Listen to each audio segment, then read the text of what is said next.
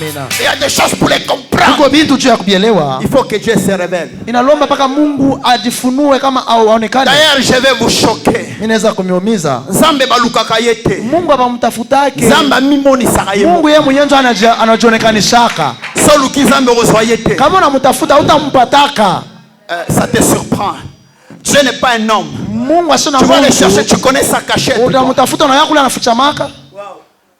La Bible dit il habite dans les ténèbres. Biblia inasema yuko anaishi mugiza. Il fait des ténèbres son manteau. Na anafanya ile giza inakuya nguo yake. Et quand il voyage, il se déplace. Wakati unatembea. Les nuées deviennent ses chevaux. Ile mawingu inakuya bangunda bake. Maintenant cachette na yeye alors. Sasa anafichama wapi kule utamupata? Kwa mulima. Quand dit il est assis sous son trône. Wakati ashekala pale pale. Mais la terre son marchepied. Na dunia njo ile azamunene ndeni. Eko bunene bwaje. Siko yo zoye wapi omona yo. Sasa wote amupata wapi? Na utaenda kumtafutia wapi? Il doit se révéler pour yeba. Anapasha ajiache kuonekana njungu yule. Kama sionekane au tamjuaka kamwe. Jamais. Kamwe. Jamais. Kamwe. Ah, ça te choque. Inakuumiza. Attends, je te donne un exemple simple. Acha nikupatie mfano ya pwepesi. Je suis chez moi. Niko kwangu. Je connais bien ma maison. Mimi najua mzuri nyumba yangu. J'ai un enfant. Nina mtoto wangu qui a presque une année et quelques mois. Karibu na mwaka moja na miezi. Je lui dis, namwambia jouons au cache-cache. Tucheze mchezo wa kufichama. Moi et Bradley. Mimi na Bradley. On joue au cache-cache. Tucheze mchezo wa kufichama. Même moi et Bilga. Hata mimi na Bilga. On joue au cache-cache. Tucheze mchezo wa kufichama. Que je me cache. Nifuchame. Il va me voir. Atanipata? Non. Hata malama. Je suis plus intelligent. Niko na akili kumshindia, no? Je suis plus avancé. Niko na miaka. Cheza cache-cache na Elior. Il va vous retrouver.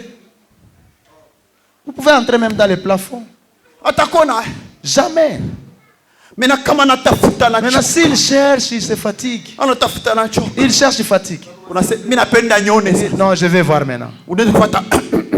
Je veux qu'il me voie. Papa, je t'ai vu. Papa, je t'ai vu. Je me suis révélé. Je se révèle. Alléluia. Zambe poyeba ye se révèle. Mungu umuone, ye mwenyewe anajachaka umuone, umujue. Ako permettre maladie ya. Ataruhusu hata magonjwa ikuye. Permet la maladie. Wakati magonjwa yanakuya, ni yeye anapenda umuone. Ukienda hospitali simbike. Unaenda hospitali bibambe. Hospitali boye simbike. Unafanya hivi bibambe. Oye na église. Sasa unakuya kwa misa. Banakuombea. Unapona. Ce n'est pas le pasteur qui haina pasteur wana uwezo, ni Mungu alipenda ajionekanishe kwako. Maintenant là tu commences aussi à prier. Pourquoi tu pries? J'étais tellement malade. Nilikuwa mgonjwa. Hakuna mtu anaweza kunisaidia. Mungu aliniponyesha. Ni yeye anajacha umuone kupitia magonjwa ile. Si Dieu ne se révèle pas, tu ne verras pas. Mungu asijache kuonekana hautamuonaka hata kama. Na hutamuelewaka. C'est clair mes amis? Amen. Amen. Amen. Mais Apocalypse, reviens mon frère, là où tu étais, reviens. Après cela, oui, j'ai regardé et voici une porte était ouverte dans le ciel. Oui. La première voix que j'avais entendue, comme le son d'une trompette, oui, et qui me parlait, dit, oui, monte ici, oui, et je te ferai voir ce qui doit arriver dans la suite. Oui. Aussitôt, je fis... Ce qui doit arriver où? Il est afika wakati gani? Dans la suite. Pour dire pendant ce temps-là, les gens qui vivaient, qui existaient, ne connaissaient pas ça. Hein? C'est clair mes amis? Amen. Continue mon frère. Aussitôt je fus ravi en esprit. Aussitôt je fus ravi en esprit. Oui. Il y avait un trône dans le ciel. Il y avait quoi? Un trône dans le ciel. Trois? Non. Combien de trônes? Pourquoi un seul trône? Il n'y a qu'un seul Dieu. Maintenant continue mon frère. Et sur ce trône quelqu'un était assis. Si ce trône quelqu'un était assis. Celui qui était assis avait l'aspect d'une pierre de diamant. Mais regardez mes amis. Je ne donne pas le nom de celui qui est assis. Mais il dit celui qui était assis avait l'aspect d'une pierre de jaspe. Et des sardoines. Et des sardoines. C'est là que ça complique les gens.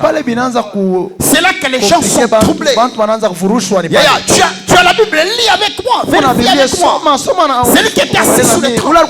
Il avait l'aspect de quoi? D'une pierre, de jaspe et de sardon. Mais avant que je n'avance, dans Romains chapitre 1, la Bible nous dit ceci. Dieu se révèle par la création qu'il a faite. C'est clair, mes amis? Amen. Maintenant, continue, frère. Il avait l'aspect de jaspe et des sardons. Ok. Avant que je ne puisse avancer, vous connaissez déjà ça, j'ai enseigné sur ça, non? Vous connaissez ça, non? J'ai déjà enseigné sur ça. Jaspe et sardon. Ok. Et réveillons les mémoires des uns et des autres. Frère, tu vas revenir là-bas. Prends Exode chapitre 28. Exode chapitre 28. Pour expliquer jaspe et sardon. Papa, je sais. Ma solo théologie peut ça raconter. Théologie abaweze kuifundisha. Beko na leta la ministère doctorat bandimarati haleluya bandimarati hata so bondimite mba hata mama mchike Mungu mwenyewe jana yua zamba yebi yenjo na iletaka loko yo théologie pesa raté ibi bintu théologie ababile ashiletake bila aucune formation ne peut donner hakuna hata formation moja kwa dunia inaweza ku pas Sylvain za pina ulubukai na munete pas Sylvain oza ça va. Bon, est-ce que vous Exode chapitre 28? On n'a pas Exode chapitre 28. Prenez déjà d'abord le verset 17. Prenez le verset 17. La Bible s'explique elle-même. Lisez s'il vous plaît. Allez-y Pierre. Tu y enchasseras une garniture de pierre. Oui, tu enchasseras une garniture de pierre. Là on parle du pectoral que les sacrificateurs devraient porter. Isaac, tu es là? Tu es là? Tu connais le pectoral, n'est-ce pas? C'est que les souverains sacrificateurs portaient et devraient se présenter avec l'évangile. C'était devant la poitrine. Ça avait 4 rangées. 4 rangées. Maintenant, dans chaque rangée, il y avait 3 tribus, 3 tribus. Donc, il y avait 3 pierres. Tout faisait 12 pierres. Et toutes les 12 pierres représentaient les 12 tribus d'Israël. Vous êtes dans les conducteurs, vous savez ces choses, déjà parlé de ces choses, non? Oui. Toutes les 12 tribus d'Israël. Alors, chaque fois que les souverains sacrificateurs se présentaient devant Dieu, il était habillé de ses pectorales. Maintenant, quand il parlait devant Dieu, il avait ça devant sa poitrine. Dans chaque rangée, il y avait une pierre précieuse. Jaspe là-bas, et d'autres onyx, saphir, sardoine et tout. Maintenant, chaque pierre représentait une tribu d'Israël. Maintenant, on mettait ici la pierre précieuse et au verso le nom de la tribu. Est-ce que vous êtes là, mes amis? Amina. Maintenant, sur la première rangée, c'est là qu'il y avait la première tribu. Et qui avait qui était représentée par la pierre jaspe. Et la tribu qui représentait la pierre jaspe. Aidez-moi à trouver dans Exode chapitre 28. Vous avez trouvé? Lisez s'il vous plaît. C'est Ruben ou bien c'est Benjamin? Je ne vais pas confondre là. Bon, lis tout. Ah, papa, je sais. Ok, continue.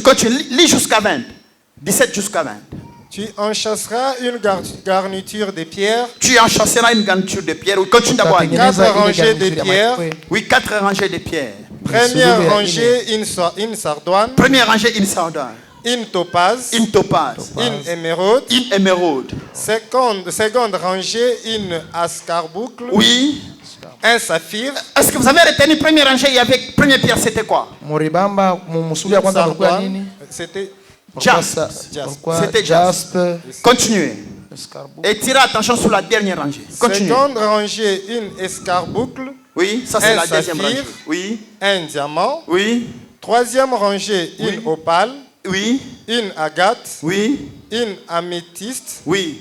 Quatrième, c'est la dernière rangée. Maintenant, écoutez, suivez attentivement. Oui, première pierre. Quatrième rangée. Oui. Une chrysolite. Chrysolite. Un onyx, oui. Un jaspe. Un jaspe. Ces pierres seront enchâssées dans leur monture. Merci beaucoup. Maintenant, qu'est-ce que vous avez remarqué?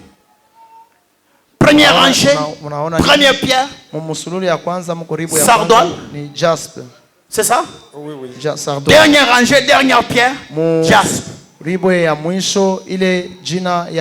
C'est clair, mes amis? Amena. Oh, vous êtes là? Amena. Ok. Maintenant, continue à lire, frère. Il y en aura 12. Pourquoi il y en aura 12? Continue. D'après le nom des fils d'Israël. D'après le nom des fils d'Israël. Continue. Elles seront gravées comme des cachets. Elles seront gravées comme des cachets. Chacune avec le nom de l'une des 12 tribus. Ok, chaque pierre portait le nom de 12 tribus. Oui, frère. Tu feras sur les pectorales. Est-ce que vous avez compris? Ok, juste là. Est-ce que vous avez compris? Qui a compris? C'est compliqué? Est-ce que vous avez compris? Maintenant, regardez. Les tribus d'Israël. La première tribu en Israël, c'était la tribu de Ruben. En tant que fils aîné de Jacob. Et la dernière tribu, c'était la tribu de Benjamin. En tant que fils cadet de Jacob. Mais la première pierre, sardoine, c'était Benjamin. Et la dernière pierre, c'était Ruben. Vous êtes là, mes amis? Amena. La première pierre représentait Ruben. La dernière représentait Benjamin. Maintenant, dans les classements ici, on a commencé avec sardoine et on a terminé avec jaspe. Parce que sardoine, c'est Ruben, jaspe, c'est Benjamin. Maintenant, sur Apocalypse chapitre 4, on commence avec jaspe, on termine avec sardoine. Pourquoi? Parce que la lecture chez les Hébreux commençait de la fin vers le début.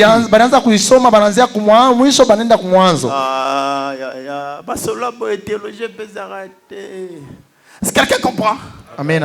Mon Dieu, quelqu'un comprend? Amen. On commençait là. Unaanzia kusoma kumwisho njoo uende kuishia kumwanzo. Maintenant quand on dit il avait l'aspect de sardoine, c'est Benjamin.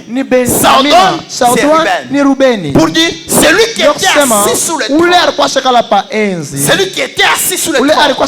Il avait l'aspect de Benjamin et Ruben. Alors quand on parle de Ruben, on va les fils aînés. Quand on parle de Benjamin, on va les cadets. Alors dans notre langage actuel, si tu donnes naissance à ton fils aîné, tu l'appelles héritier. Alpha. Donc cadet, tu l'appelles Oméga. Cadet. Pour dire celui qui était assis sur le trône, il avait l'aspect de Alpha et Oméga. C'est clair? Amen. C'est clair, mes amis? Amen. Maintenant, pour découvrir qui il était, continue avec la lecture. Alléluia. Trône ya Yesu, mon cher. Enzi ni ya Yesu. Manasseh, trône Yesu kaka mtu. Ni Yesu ye moya. Hakuna mtu mwingine anakalaka. Continue, frère. Amen. Tu feras sur les pectorales. Continue maintenant Apocalypse chapitre 4. 4. Je suis venu ici juste pour expliquer Jasper ça. Nilikuja hapa njoo kueleza ile majiwe mbili. Tu as compris? Petit, et ça mathématique, écris seulement les passages bibliques. Quand tu rentres à la maison, tu commences à lire, ça va venir. Amen. Amen. Alléluia. Amen. Apocalypse chapitre 4, reviens là où tu étais. Il avait l'aspect de jaspe sardoine. Celui qui était assis avait l'aspect d'une pierre de jaspe et de sardoine. Là, vous avez compris, n'est-ce pas? Quand on dit l'aspect de jaspe sardoine, ça veut dire alpha et oméga. Merci, continue. Et le trône était environné d'un arc-en-ciel semblable à d'éléments. Regardez, lui est assis. Quand il est assis, celui qui est assis là, il a l'aspect de jaspe et sardoine. Donc il brillait comme la pierre de jaspe et sardoine. Donc alpha et oméga. Maintenant pendant qu'il est assis là, son trône est environné d'un arc-en-ciel. Maintenant écoutez. Dans Exode 28, que nous avons lu. Vous avez lu la pierre de l'émeraude. Et cette pierre-là était derrière la tribu de Lévi. Quelqu'un ne comprend, mon Dieu. Était derrière la tribu de Lévi. Alors c'est pour Ruben et Benjamin. C'était Sardon et Jas. Mais pour Lévi, c'était l'émeraude. Or l'émeraude, c'est l'arc-en-ciel. Quand vous regardez l'émeraude, vous voyez l'arc-en-ciel. L'émeraude regorge toutes les couleurs de l'arc-en-ciel. Pour dire quoi? Si c'est lui qui était assis sous le trône avec l'aspect de Jasper Sardon, donc Alpha et Omega, mais son trône est entouré de l'émeraude, donc de Lévi. Pour dire quoi? Quand il est assis sous le trône, il est roi. Et quand il est roi, il est prêt à juger, il est prêt à condamner. Mais il ne pouvait pas se tenir debout, juger et condamner. Pourquoi? L'arc-en-ciel l'empêchait de se tenir debout, de juger et de condamner.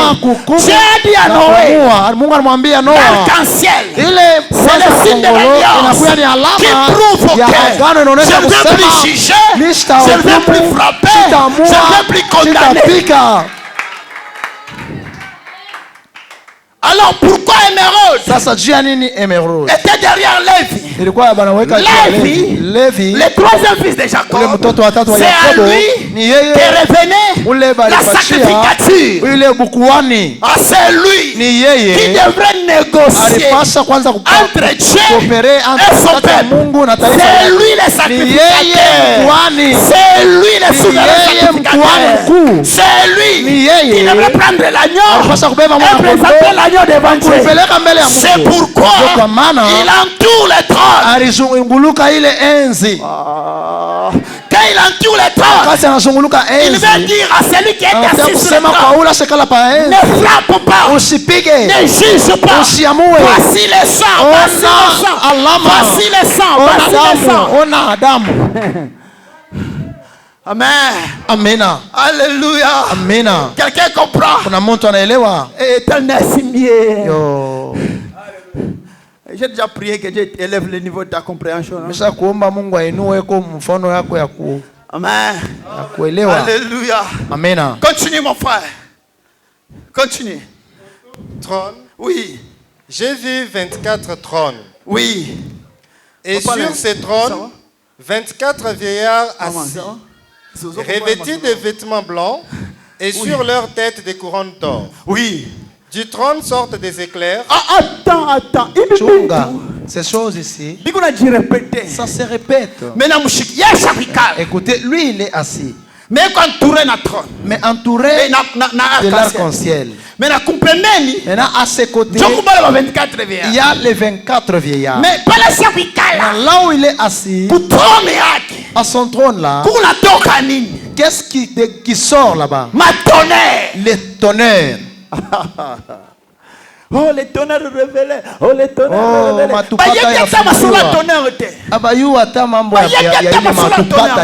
Les tonnerres sortent d'où? Lui il est assis. Mais le voix se font. Pourquoi? Il est encore le roi des rois. Mais ce qui l'empêche, c'est l'arc-en-ciel. Ce qui fait, c'est qu'il ne frappe pas. Ce qui fait, c'est que cette tonnerre-là ne bouleverse pas les choses. C'est l'arc-en-ciel. Continue, mon frère. Devant le trône brûle cette lampe ardente. Oui. Qui sont le 7 esprits de Dieu. Oui. Il y a encore devant le trône comme une mer de verre. Regardez. Maintenant, devant là-bas. Une mer de verre. De verre de cristal. Semblable à du cristal. Semblable à du cristal. Regardez. Papa, je sais. Est-ce que ça? Masolo tokofande la ngata 6 mois. Imambo tunaweza kuisomea hata miezi 6. Tukuna meeleza pole ingie tu sana na ikale. Masolo. Imambo hii. Aïe, aïe, aïe, aïe. Alléluia. Esprit Saint, aide-moi. Regardez, lui il est assis. Asha kuikala. Jasper Sardin. Ule eko Jasper. Environ de l'arc-en-ciel. Mwenye kuzungulukwa na arc-en-ciel. Emerald. Bien qu'il y avait les 24 verres et comme ça. Kama kurukuya bale ba. Batonere sobeta. Ile matupata baba izako se faire sentir. Makelele kuna shikirika. Liboso na ye. Lakini mbele yake une mer. Peko bahari. Merwana. Ile bahari. Maiwan. Star. Pourquoi? Juu ya nini? Pour que celui qui est assis sous le corps. Kuikala pa henzi. Regarde dans la mer. Wakati anaangalia mu maji. Il se voit lui-même. Unaiona ye moya mule mu bahari. Quand il se voit lui-même dans la mer. Il ne peut pas se frapper. Hawezi kujipika ye moya. Hallelujah. Maintenant, Apocalypse chapitre 17, Ufunuo chapitre 17, verset 15, explique les ikunaeleza eaux que tu as vues là. Ce sont des peuples, ce sont des nations. Pour dire quoi? Celui qui est assis sous le trône, grâce à l'émeraude, ça lui permet de se voir lui-même dans l'eau. Grâce à l'œuvre de la croix, Dieu se voit dans son peuple.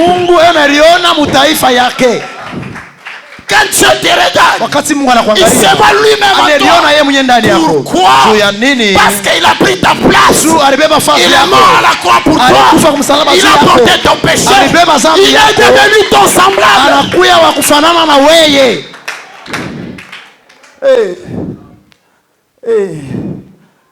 Sikoyo, un individu vient te dire il te maudit. Anakuya asema mimi nakulahani. Wewe unilaani mie, unyeke mikono shetani. Wewe unilaani. Dieu a pris ma place. Mungu alibeba fadhila. Dieu est mort pour moi. Mungu alikufa. Il m'a rendu semblable à lui. Ananifanya nifanane naye. Wewe unilaani mie. Okay. Ndio. Je sais, je suis un homme. Mimi najua ni mtu Je sais j'ai des faiblesses. Mimi najua sana una maudhaifu. Moi je ne pouvais jamais chercher Dieu. Mimi sitafuta kuweza kumtafuta. Moi je ne pouvais jamais devenir comme Dieu. Kama sitafuta mais c'est lui-même. Lakini ni yeye mwenyewe. Njoo alikuwa kunitafuta. C'est lui-même. Ni yeye moya. Qui a pris ma place. C'est lui-même. Ni yeye moya. Qui a porté mon péché. C'est lui-même. Qui m'a donné sa nature. Il m'a fait devenir comme lui. Ananifanya kuya kama yeye. Quand on regarde dans les cristals, il se voit. Analiona yeye moya. Il se voit. Analiona. Par l'œuvre de la croix. Kupitia kazi ya msalaba. Quand Dieu te regarde. Wakati Mungu anakuangalia. Il se voit en toi. Unaliona ndani yako. Il se voit en toi. Unaliona ndani yako. Il est devenu un homme comme toi. Asa kunifanya mtu kama wewe. Il a souffert comme toi. Aliteswa kama wewe. Le roi compatissant. Mfalme ule kuna buluma baku. Je n'ai jamais vu. Siaonaka. Un roi aimé. Mungu ule anadisha mfalme kujishusha kama Yesu. Le prince de la paix. Hallelujah. Hein? Hallelujah. Oh quel amour que Jésus a montré en me sauvant, moi pauvre pécheur. Il a pris la chair humaine pour me sauver, moi pauvre pécheur.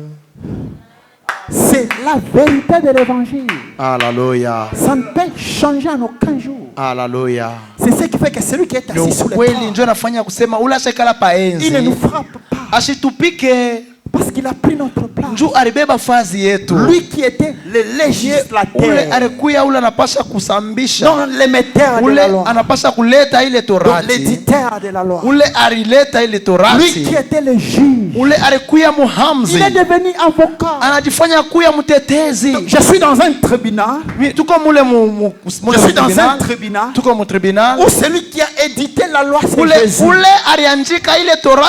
celui qui juge est très pour le dossier c'est Jésus, où celui qui joue le rôle de mon avocat c'est Jésus. Mais toi Satan l'accusateur, toi Satan le plaignant,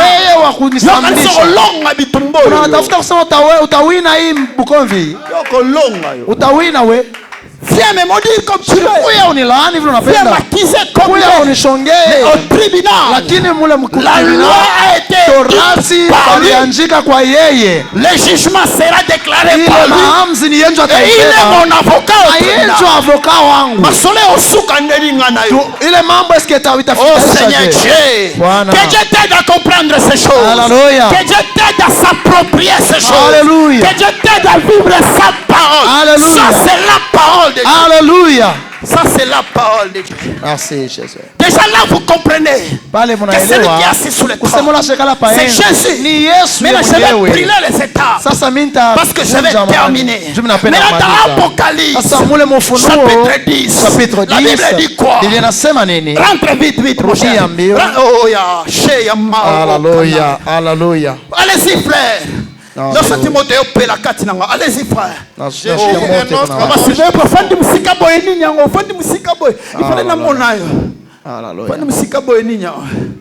Après le chapitre 10. J'ai vu un autre ange puissant qui descendait du ciel, enveloppé d'une nuée. Écoutez, l'ange est enveloppé d'une nuée. Écoutez cet ange. Il est debout, il vient du ciel. Il est enveloppé d'une nuée. Oui. Au-dessus de sa tête était l'arc-en-ciel. Au-dessus de sa tête quoi? Quand il était assis. Quand il était assis, l'arc-en-ciel était l'arc-en-ciel contournait le trône pour l'empêcher de descendre, pour l'empêcher de se mettre debout, pour l'empêcher d'agir. Mais là, il a récupéré l'arc-en-ciel et il a porté ça comme une couronne. Et il descend avec l'arc-en-ciel sur sa tête. Pour dire quoi? Le temps de la rédemption est fini. Le temps de la réconciliation est fini. Le temps de la grâce est fini. Il prend l'arc-en-ciel, il met à la tête. Là, il fait juger. Il met l'arc-en-ciel à la tête. Quand il met l'arc-en-ciel à la tête, qu'est-ce qu'il fait encore? Son visage était comme le soleil. Quand il met l'arc-en-ciel à la tête, il n'est plus agneau. Il brille comme un soleil. Le soleil de la justice pour amener le jugement. Est-ce que vous connaissez quelqu'un qui brille comme le soleil?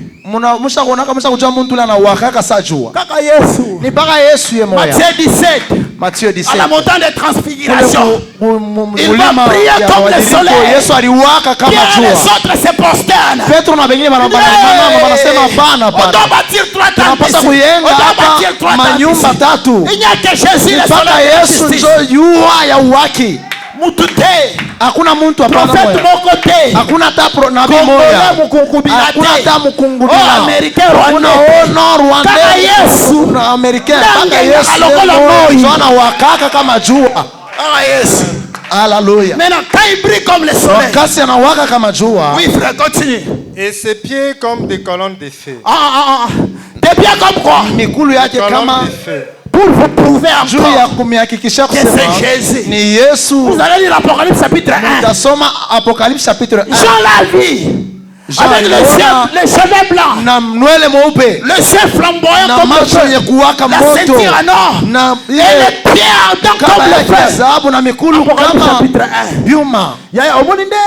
Bible s'explique. Unaona vile Biblia kunajielezea yo yenyewe.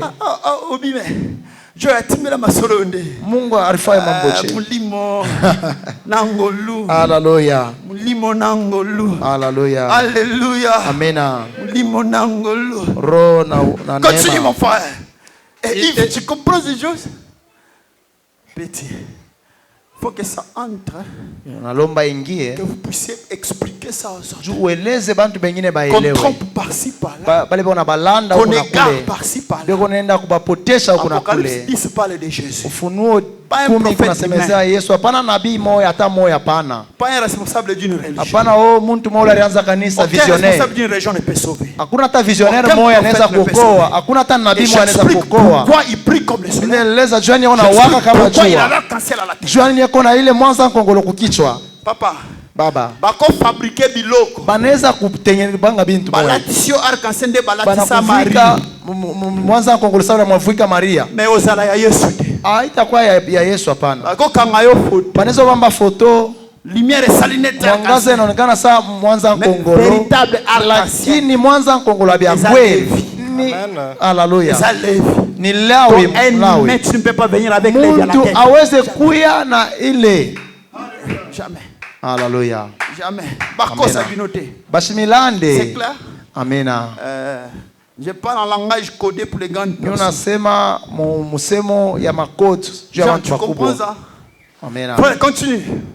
Il tenait dans sa main un petit livre vert. Maintenant regardez sasa oneni quel est cet ange qui peut venir avec un livre ni malaika kanila atakuwa tena na kitabu kwa mikono yake ni nabii yo on livre wapi wewe utapata wapi ile kitabu lui il vient avec le livre ouvert anakuwa na kitabu kiko wazi juu ya nini parce que c'est lui njoni yeye qui a ouvert ce livre au chapitre 5 kitabu Ufunuo chapitre 5 au chapitre 5 le livre était fermé kile kitabu kilikuwa yenye kufungwa il a ouvert il a brisé le sceau anavunja na mihuri il a terminé le travail de la rédaction maintenant il vient avec ce livre déjà ouvert kile kitabu kiko wazi le livre kitabu quand il est fermé wakati kukenye kufungwa il cache kinafichwa la rédemption du peuple kinaficha ile ukombozi ya taifa et le jugement des méchants na uhamzi ya bale bantu babaya mais quand on l'ouvre lakini wakati wanafungua le salut est déjà donné ni kusema wokovu ishakupewa c'est clair mes amis amina il descend avec le livre ouvert anashuka na kitabu cha wazi il posa son pied droit sur la mer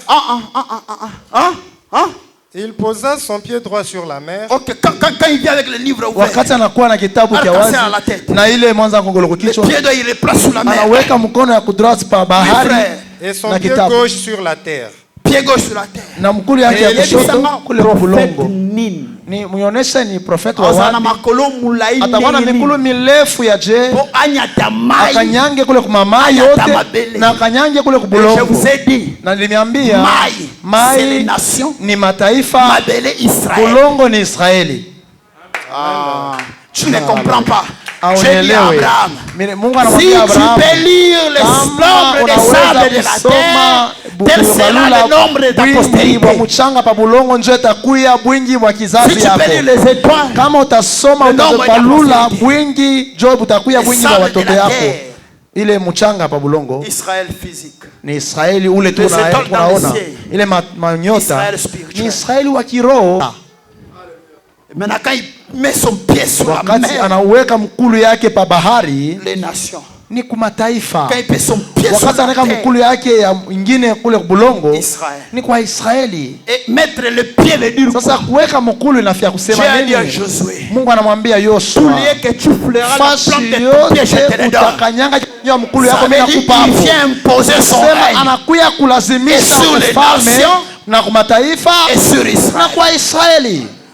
Si c'est lui sasa kama ni yeye qui doit régner, anapasha kutawala sur les nations pa mataifa sur Israël na kwa Israeli.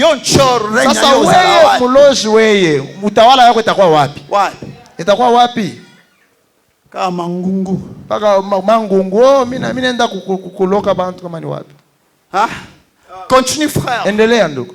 Et il cria d'une voix forte comme regarde quand il met le pied là, wakati anaweka mkulu sur la mer bahari et sur les sables de la na terre, kule kumchanga ya bulongo, il crie maintenant. Analalamika sana. Il n'a pas crié avant de mettre le pied. Ashikulalamike kabla aweke mikulu.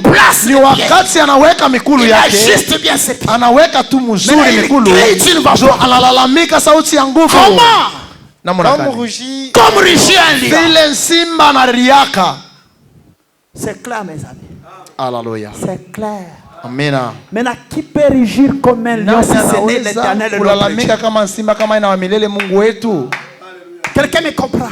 Amina. Utobangisa yote. Basi kutetemeshe. Malgré ma menace na ye. Il n'est pas le lion. Ashina simba. Il n'est pas le lion. Ashina simba. Malgré ma combat zobungisa yo. Il n'est pas le lion. Ashina simba. Utobangisa yote. Basi kuongopeshe. Le règne appartient à notre Dieu. Utawala iko ya Mungu wetu. Le règne appartient à notre Dieu. Utawala ni ya Mungu wetu. Quand quelqu'un kama muntu se tape à la poitrine, anaripika mkilari, mie moi mwi société, dans cette société, abachezage na mie oh On ne joue pas avec moi. Je suis n'importe qui. Moi, je ne suis pas n'importe qui. Réponds lui comme Jésus a répondu à Pilate. Tu ne peux avoir de pouvoir sur moi si ça ne t'a pas été donné.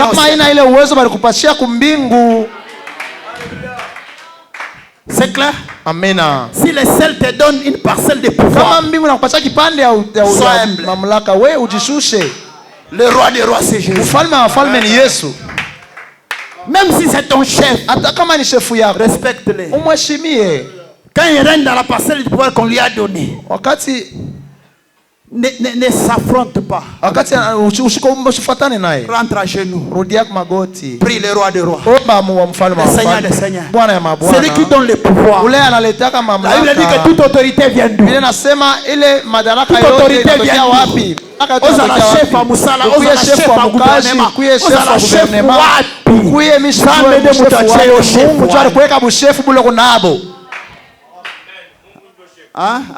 Alléluia. C'est clair? Amen. C'est clair? Amen. C'est clair, mes amis? Amen. Maintenant, quand il réussit comme un lion, écoutez-moi bien. Quand il réussit comme un lion, les autres animaux prennent fuite. Mais les lionceaux s'approchent. Alléluia. Quelqu'un comprend le message? Alléluia. Bon Dieu, quelqu'un comprend le message? Amen. Nous avons besoin qu'il réussisse. Nous avons besoin qu'il réussisse. Comme un lion. Quand il réussit, les autres animaux se dispersent. Mais nous les lionceaux, nous sommes rassemblés. Quand il réussit, il nous attire, nous se fils. Quand il réussit, il nous rassemble, nous se fils. Mais quand il réussit, les autres bêtes sauvages prennent je veux qu'il réussisse. Telle est ma prière pour ce matin. Et je m'arrête là. Je veux que nous prions. Je veux que nous prions. Je veux qu'il réussisse. Papa, mets-toi debout. Maman, mets-toi debout. Si tu dois prier, dis-lui, Seigneur.